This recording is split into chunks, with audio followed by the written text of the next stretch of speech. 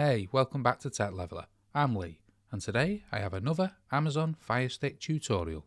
And in this one, I'm going to show you how to fix the Amazon FireStick TV stuck on the black screen like this.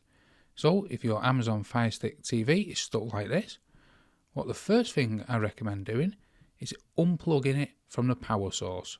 So if you plug directly in with a USB into your TV, unplug this and cut the power to the FireStick.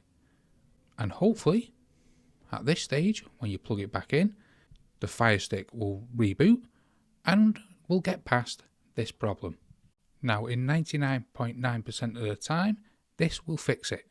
But if it doesn't, what I recommend doing is if you're plugging directly into your TV and powering your FireStick with the USB from your TV, unplug this and plug it into a mains power source and then let it reboot and hopefully it'll get past it.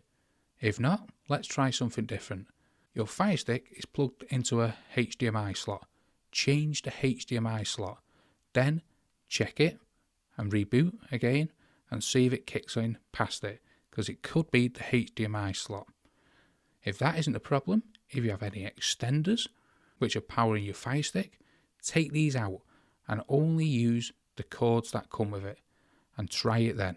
You want to figure out what is causing the issue, because normally it's the cable side which normally causes this issue. So you want to find out what cable is causing the issue.